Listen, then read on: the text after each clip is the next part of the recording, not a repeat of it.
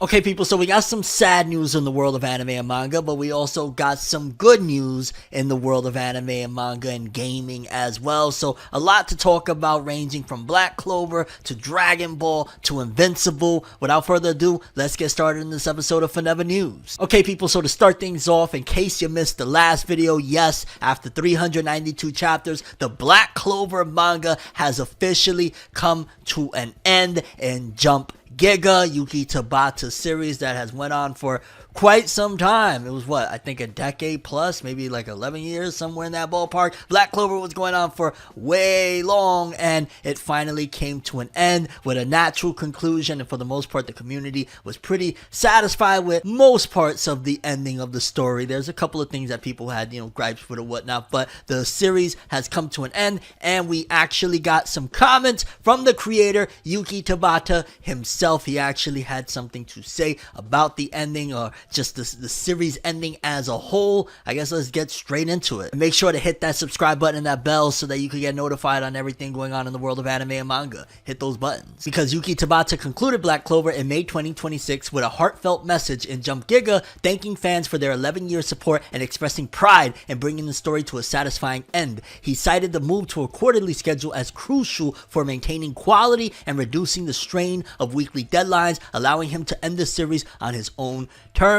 Key takeaways from Tabata's final comments. Heartfelt gratitude. Tabata expressed immense gratitude to readers, noting that the long journey was only possible due to fan support. I can't stress enough that, fans are the most important thing of making sure that a series continues onward. Like, even if a series or a work is great, even if you have, the best thing possible there, without support from the fans, it ain't going anywhere. So, of course, you gotta show love to the fans. Like, absolutely. And shout outs to Tabata for doing that. Commitment to quality. He acknowledges that the transition to Jump Giga was necessary to properly craft the final emotional and action-driven chapters without the immense pressure of weekly deadlines. And yeah, there's a give and take to the, whole scenario of, while being in Weekly Shonen Jump is a massive engine and a massive push, at the same time, it's a massive engine and a massive push towards your mental health and your well-being. So there's a lot that goes into it and is a major variable to consider when it comes to that whole scenario. Focus on a happy ending. The final chapters focus on delivering a satisfying positive conclusion for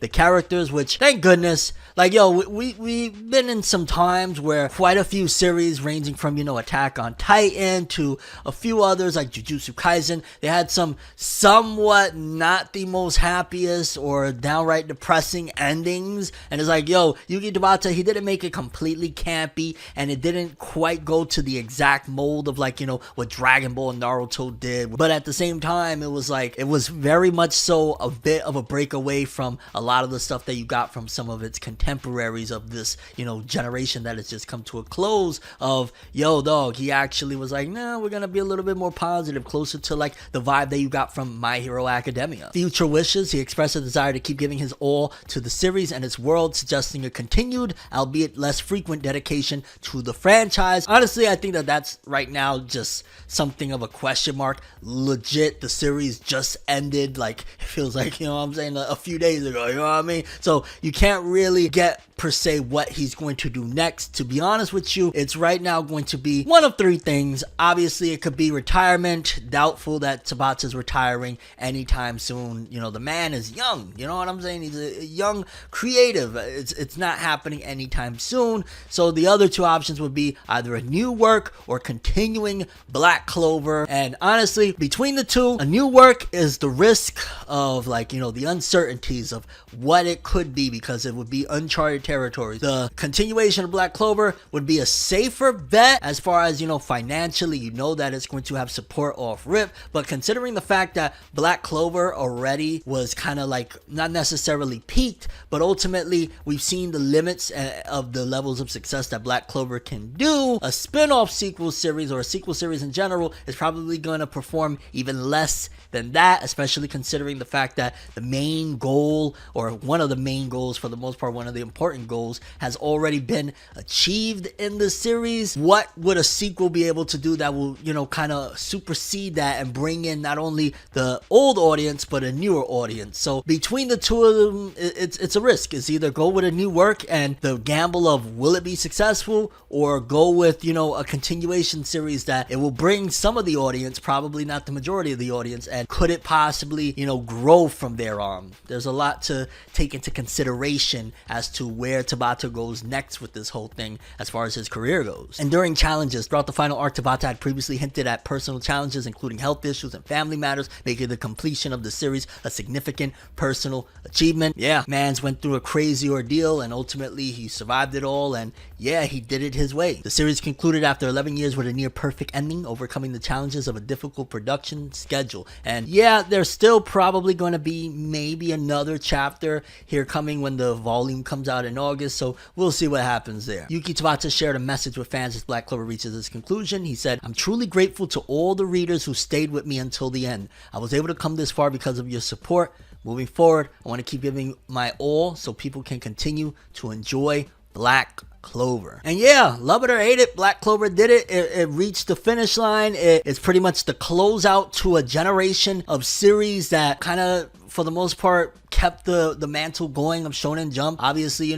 there's others that came along with it, the My Heroes, the Jujutsu Kaisens, the Demon Slayers, but Tabata, something about, how he maneuvered with Black Clover is just so unique. The man's really did it his way. Like, he didn't stay, like a slave to the weekly grind, and this is no shade to any other creators, but he didn't stay as a slave to the weekly grind throughout the whole run when it was grinding him down to a pulp, you know what I'm saying? Like, he didn't stay in that zone. He kind of went his own direction. Even when he went to Jump Giga, it wasn't like you just got one little tiny chapter every 3 months. He gave you damn near, a monthly chapter every 3 months, which not the greatest in the world, but he tried his best to deliver, gave high quality art, high quality action, and in general, he did it his way. So for the final time, as far as Yuki Tabata and the Black Clover manga, massive congrats. He did it. That was a nice way for him to also, thank the fans. Moving forward, in case you don't know, the Crunchyroll Anime Awards are on the way, and we got the nominees for what shows is going to be what as far as best anime of the year and things of that nature. And it definitely seems as though this year, because of some of the outcry of last year, that some certain categories, I'm just going to be honest, are we going to lie or are we going to keep it real? Are we going to lie or are we going to just be, genuine about things? Personally, I feel like Anime of the Year, a contender that should have 150 trillion% been in there, was excluded solely because of the outcry of basically people complaining like, no, this series dominated so much throughout the last year, this is BS, and that's why they didn't put it in. What I'm referring to is, well, you know what? I'll read the list off and then I'll tell you at the end of it, but I'm sure you could come to your conclusion of which series they purposely excluded from potentially being Anime of the Year. Because it says here, Crunchyroll Anime Awards revealed 2026 nominees. It's that time again to vote and make your voice heard for anime. Crunchyroll announced nominees for the 2026 Anime Awards on Thursday. Crunchyroll's 10th annual award ceremony will take place in Tokyo, May 23rd, and there will be a global live stream. Fans can vote every day until April 15th, so the voting has already passed. There's no more voting. And we got the categories here, and in case you don't know, the winners of the Crunchyroll Anime Awards, in particular, mainly Anime of the Year, is a pretty big factor in kind of laying the foundation for the coming year. Honestly, with Solo Leveling taking the top spot last year, I mean, you couldn't escape hearing about Solo Leveling, whether you wanted it or not. Personally, I've been really riding hardcore with Solo Leveling, but it winning that award and kind of getting that prestige and that notoriety from the community was a very big deal and pushed Solo Leveling to be one of the most talked about, one of the most talked about anime of all time on the Crunchyroll platform, for that matter. So this is a very, very big deal as far as setting forth what this following year of, the anime that's going to get the most looks, the anime that's going to get the most talks is going to more than likely be based on this award. And the nominees for this year, for Anime of the Year, are Dan Da Dan Season 2, Gachiakuta, My Hero Academia Final Season, Takopi's Original Sin,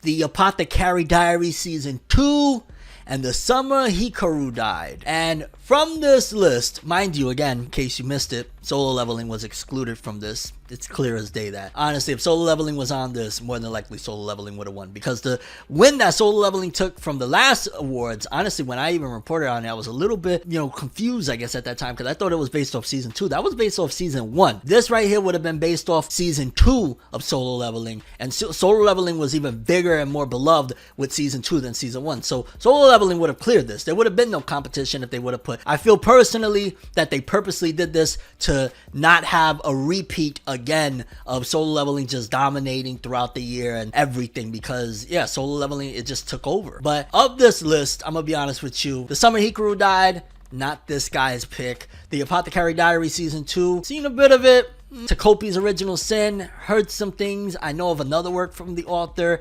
So honestly, the 3 series that would be in the running for me for Anime of the Year of this list would be My Hero Academia Final Season, Gachi Akuta, and Dan Da Dan Season 2.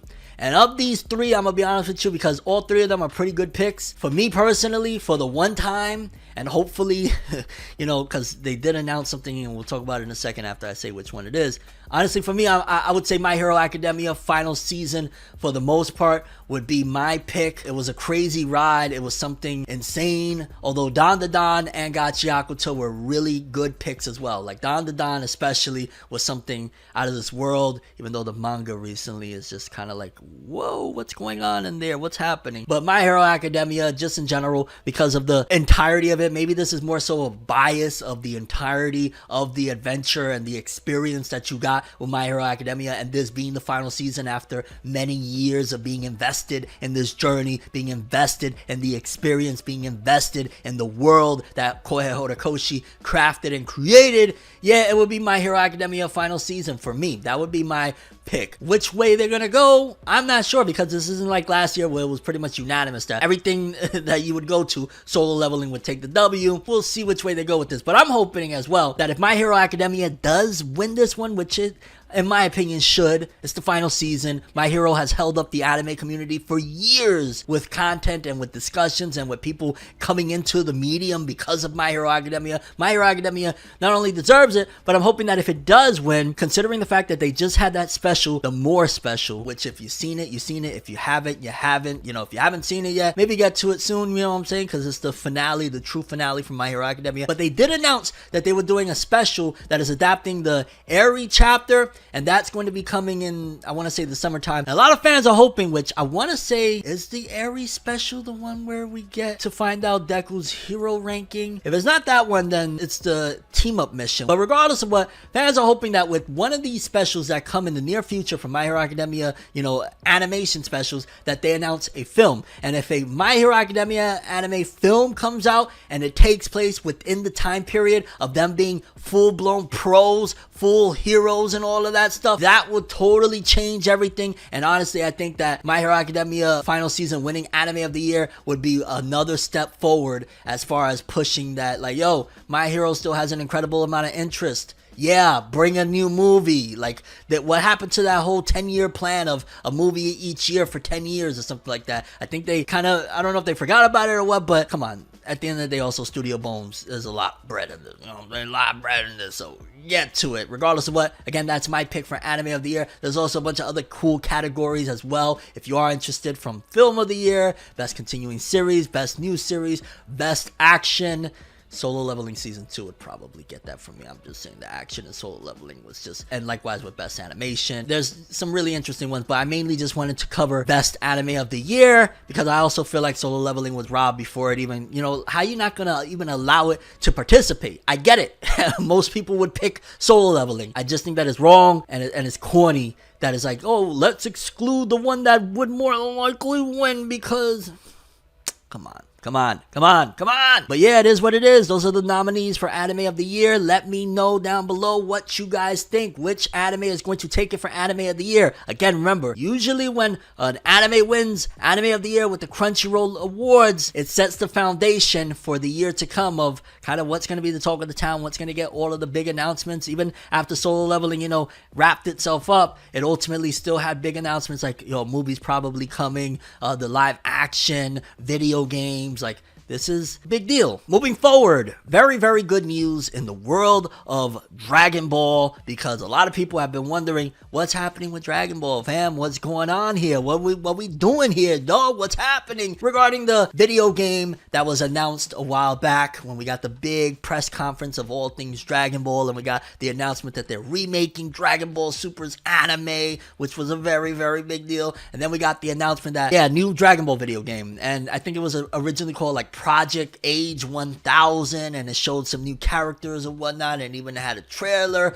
Well, we got an update with another trailer, and first of all, this game looks incredible. This game is going to more than likely, hey, it's called Xenoverse 3, so this is actually Dragon Ball Xenoverse 3, and I say all that to say Xenoverse 2 lasted 10 freaking years.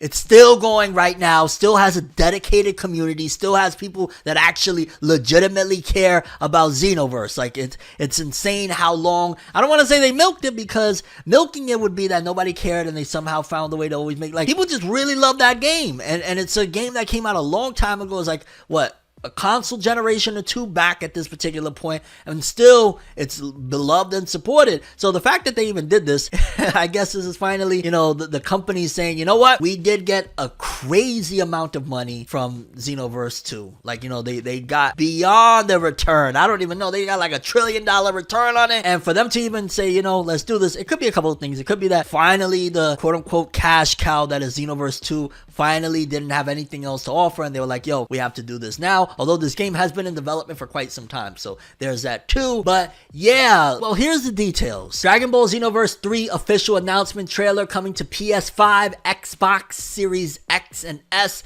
and Steam in 2027. And along with it, it had like some trailers. It had like a Bulma in the future. It had so many interesting things that this game is going to outlast majority of games that are coming out in the same year. By the time 2028 rolls around, most of the games that come out alongside this game will be long gone. Even 2029, 2030, whatever, all of those games will be long gone. I'm calling it that this game is going to be supported. If it comes out 27, it'll be supported until, I'ma just keep it all the way real. Like, this game is gonna go for an extremely long amount of time, and ultimately, Xenoverse 3 incoming. And then along with it, they announced a couple more things. Again, they reinforced with a new Beerus trailer for the Dragon Ball Super anime return in the autumn time, as well as a teaser trailer for Resurrection F Remastered, which means that, they're going full forward. We're remastering all of Super, and I would like for, if they're doing the Resurrection stuff, like, not that I'm necessarily going to, I don't think I'm going to watch the Resurrection of Frieza and Battle of Gods. Like, probably more than likely we'll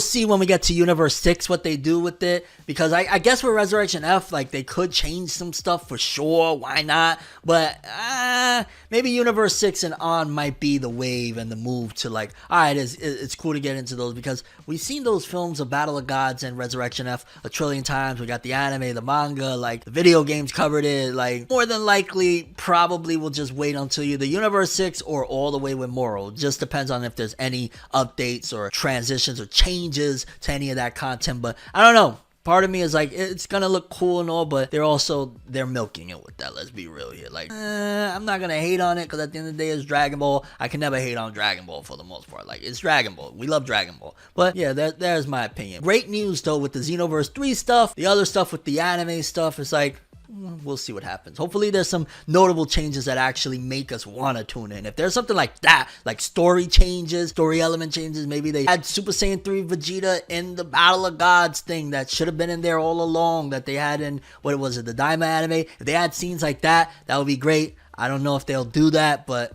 again, time will tell. Moving forward, we got some very interesting and at the same time also some other kind of maybe frustrating news regarding a series that I really, really enjoy and really, really appreciate, and I think is really awesome, Invincible. While Invincible, some people probably like, yo bro, that's not really anime.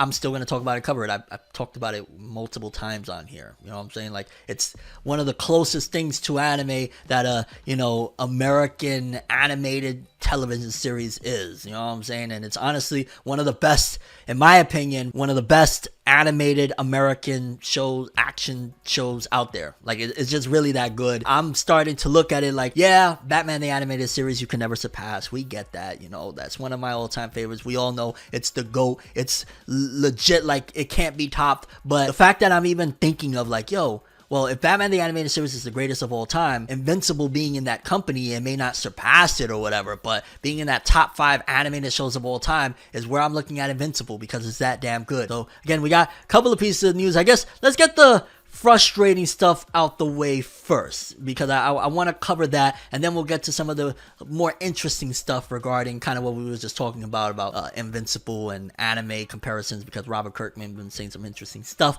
But here, let's talk about this first, because I did find it to be a little bit like, because I seen this post that said, if I told you there was only 4 people working on Invincible's animation last year, y'all would have been laughing at me and calling me a liar. But I'm glad the word is out so y'all can realize the show is never truly done when the fans and Robert Kirkman want yearly seasons. According to this, it says, I was actually on the VFX compositing team for Invincible for season 2 and 3. I appreciate the level of polish you attempted, because somebody did like a rendition of some of those scenes from the latest season 4 of Invincible, and they like did some compositing updates and stuff like that. And this person said, trust me when I tell you there are a lot of sequences where we would have wanted to take the final look to this level, but with most episodes having upwards of 200 effect shots, this just isn't feasible given the delivery timeline. Also, the team was comprised of about 4 people, including the editor. Maybe if we had 10 compositors all taking shots, then maybe, but with such a small team, it wasn't possible. Also, you have to consider the overall tonal look of the show is up to the art director, who has final say. Not to mention the fact that these episodes, they're 40 to 50 minutes long, sometimes an hour. These are long episodes for these shows. Invincible has taken a lot of criticism since the beginning of the show. It's such a great show, but people, they always have a complaint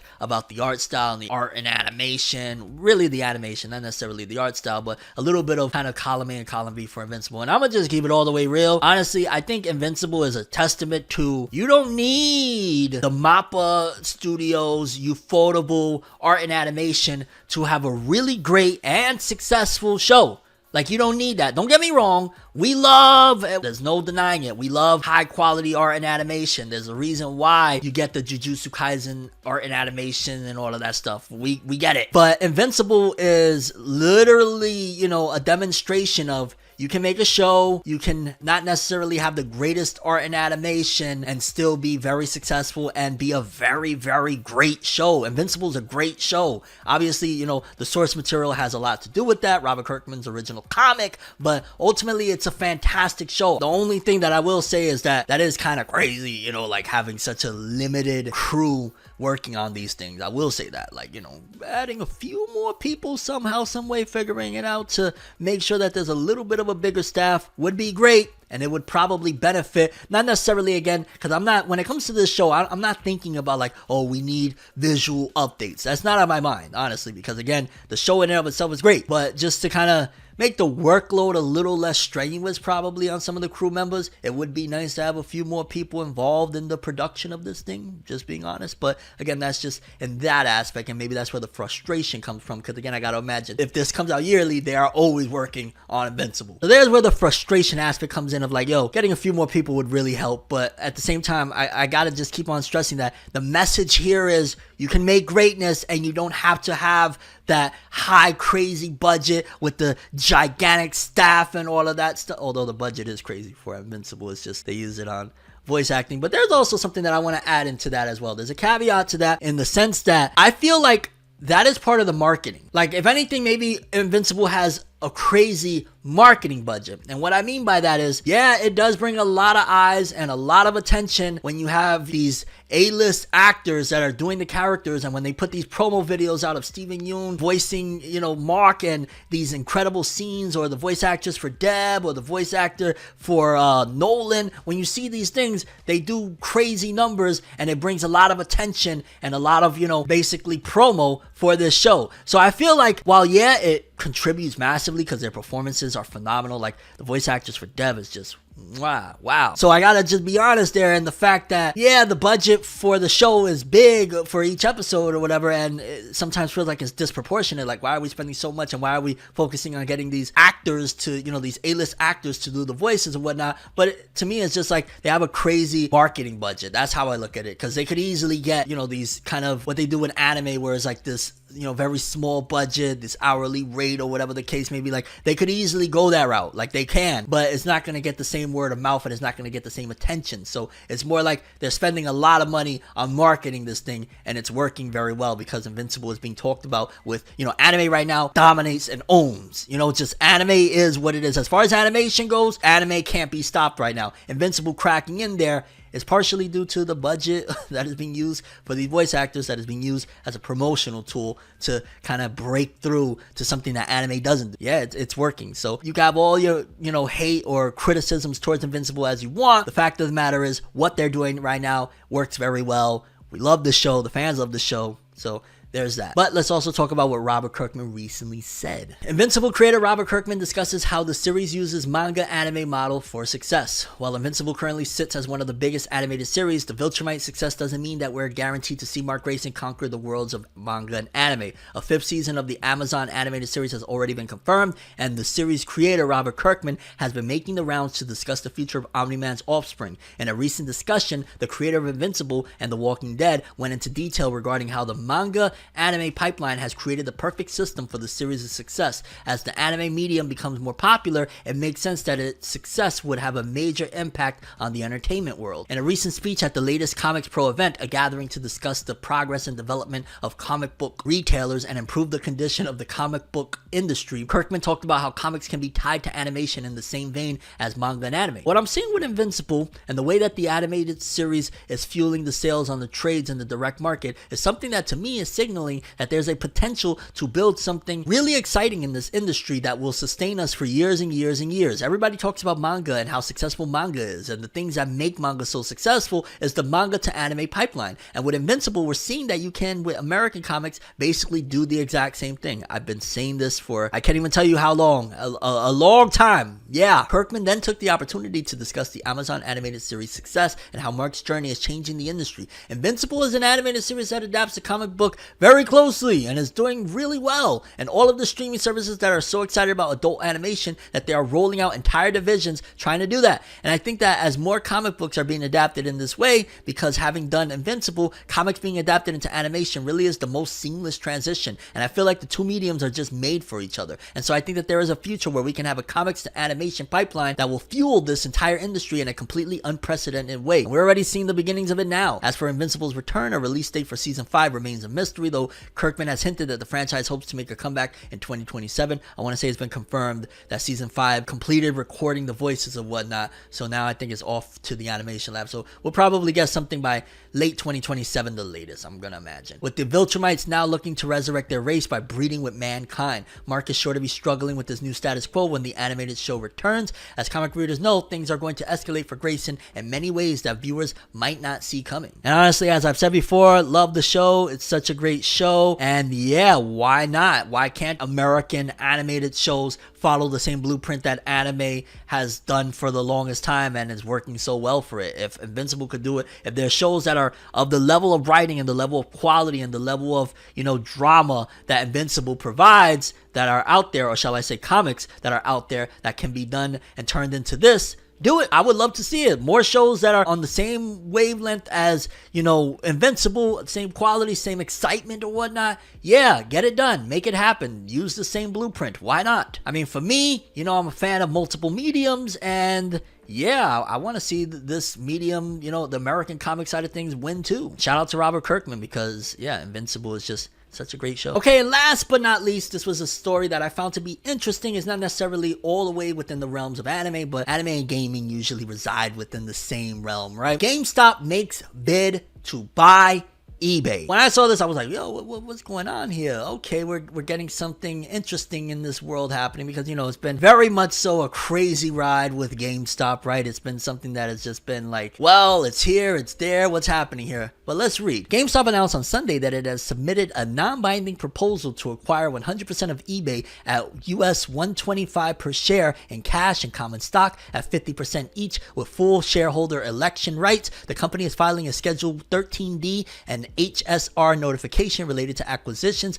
on Monday. GameStop currently has a 5% economic stake in eBay through derivatives and beneficial ownership of common stock. The company's acquisition proposal is a 46% premium to eBay's unaffected closing price on February 4th, when the company began acquiring shares in eBay, and a 20% premium over the closing price of eBay stock on Friday. News outlet GameSpot reported that GameStop has a market cap of around $12 billion and eBay has a market cap of $46 billion. It's a big difference. If the acquisition goes through, Ryan Cohen will serve as the chief executive officer of the combined company. Cohen stated that the company has US $20 billion in debt financing from TD Bank for the possible acquisition. GameStop also has a US $9 billion in cash for the acquisition. According to the company, Cohen has led GameStop since around January 21. The company appointed Cohen as executive chairman of the board in June 23. He assumed the position after the company terminated Matt Furlong as CEO, hiring Mark Robinson under the title of general manager to be the company's principal executive officer. The company's sales declined 10% in the first quarter of the fiscal year 23 and adopted aggressive cost cutting to narrow its losses in the previous fiscal year, but still lost US $300 million. Yeah, it wasn't long ago that I want to say we reported that like there was possibly going to be store closings of GameStop and all that sort of stuff.